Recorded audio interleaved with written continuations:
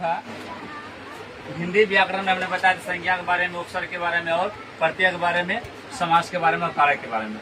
अब उसमें से 5-7 को पॉइंट दिए हैं छोटा सा बना के, अब इसको देखिए क्या है। हिंदी ग्रामर में हम बता रहे हैं कारक। कारक मतलब क्या होता है, यहाँ कह रहा है कि कारक के कितने प्रकार है, कितने टाइप्स है, कितने प्रकार का होता है, कितने भागों में कारक को बताया जाता है, कितने भागों में वो बांटा गया।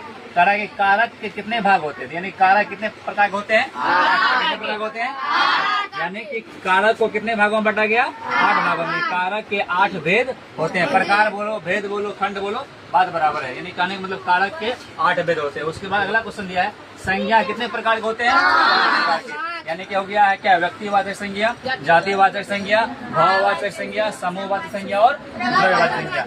मतलब संज्ञा कितना प्रकार का टोटल होता है, 5 प्रकार का। संज्ञा 5 प्रकार का होता है। संज्ञा के 5 प्रकार है। कौन कौन सी है बोलो तो,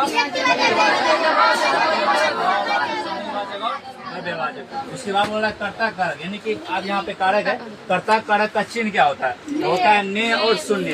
यानी कर्ता कारक का चिन्ह क्या होता है, ने। अब यहाँ पे कर्ता ने क्या होगा, कर्ता ने। कर्म को करण से, संप्रदान को के लिए, अपदान से, संबंध का के लिए, अधिकरण में पर, संबोधन हे अरे ओ अजी। यानी कहने का मतलब हो गया उसका प्रकारों का चिन्ह होता है। अपदान कारक का चिन्ह क्या होता है, से मतलब हो गया क्या, जुदाई। क्या होता है, जुदाई। यानी कि आप कहने का मतलब क्या, गंगा हिमालय से निकलती है, गंगा जो हिमालय से निकलती है उससे क्या हो रहा है, जुदाई हो रहा है। मतलब क्या, अलगाव हो रहा है। यानी कि एक दूसरे से जो जुदाई होगा उसको बोलेंगे अपदान कारक। से मतलब हो गया अपदान कारक।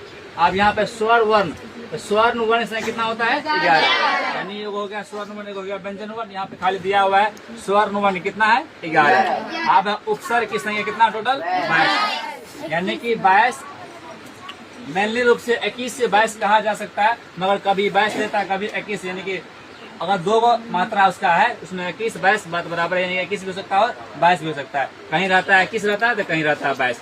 अब यहाँ कह रहा है उपसर्ग किसे कहते हैं, तो उपसर्ग का परिभाषा हो गया वैसा शब्दांश। क्या बोलेंगे, वैसा शब्दांश जो किसी शब्द के पहले लगता है। यानी वैसा शब्दांश जो किसी शब्द के पहले लगकर और उस शब्द के अर्थ को क्या कर देता है, बदल देता है, उसे क्या बोलेंगे, उपसर्ग। क्या बोलेंगे, वैसा शब्दांश जो कि शब्द के अर्थ को बदल से क्या बोलेंगे, उपसर्ग।